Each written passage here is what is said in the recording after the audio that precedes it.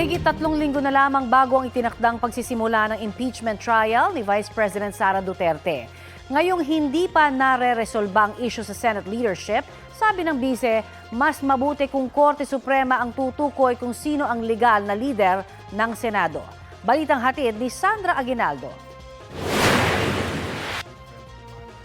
Sa gitna ng girian ng dalawang paksyon sa Senado, palapit naman ang pagsisimula ng impeachment trial ni Vice President Sara Duterte sa July 6. Ayon kay Senador Sherwin Gatchalian, naipadala na ang Notice of Pre-Trial Conference na dadaluhan ng magkabilang panig sa June 18.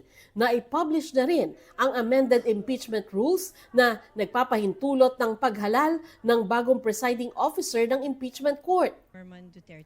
Dahil ang nakaupong Senate President ang siya ring magsisilbing presiding officer ng impeachment court na numpa nitong Mayo si Senador Alad Peter Cayetano. Pero ngayong si Gatchalian ay acting Senate President, sinabi niyang siya ang uupong presiding officer. Pero may posibilidad ding ang umupo, isa sa mga kasamahan nilang abogado, sina Senador Cheese Escudero o Kiko Pangilinan. Nabanggit din po in the past nung time pa ni nung Senate President si Tito Soto na banggit po na pwedeng pa-handle ang impeachment trial sa isang abogado na kasama po ng mayorya. And you have two lawyers, sir, no? Attorney Senator Escudero and Pangilinan. Tama ka, no? Sinabi ni Senator Soto yun.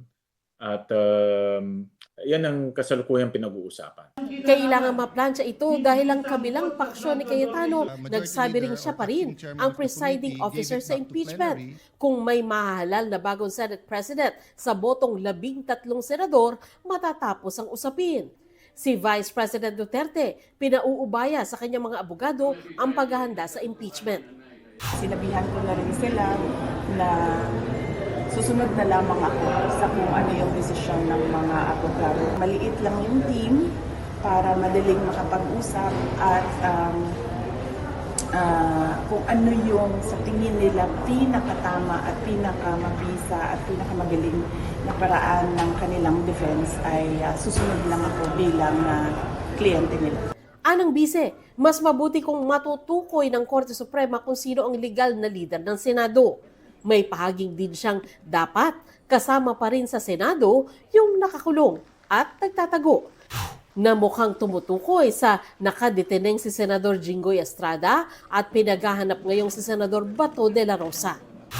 Sila ay hindi dalawang grupo kundi isang institusyon ay dapat pag-usapan noong 24 kasama yung mga nakulong, kasama yung nagtatago kung ano ba dapat ang prioridad ng kanilang institusyon at ano yung kanilang trabaho na naaayon sa ating saligang batas. Sinabi gayon ni Gatchalian, siya na raw ang pumipirma ng payroll ng mga empleyado at pinatutupad gayon ng Senado ang memo niya na work from home muna ang mga empleyado. Ang grupo rin anya nila ang kausap ng Kamara tungkol sa nalalapit na State of the Nation ng Pangulo.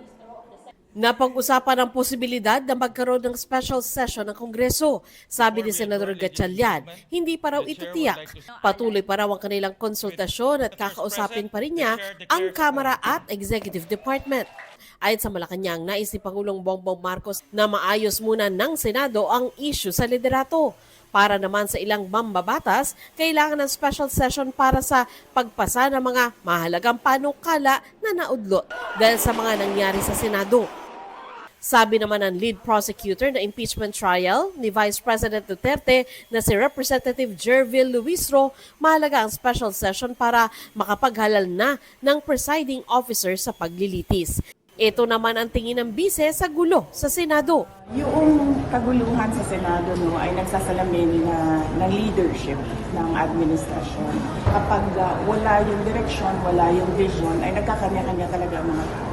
Yan yung nakikita natin hindi lang sa Senado, but sa buong bansa.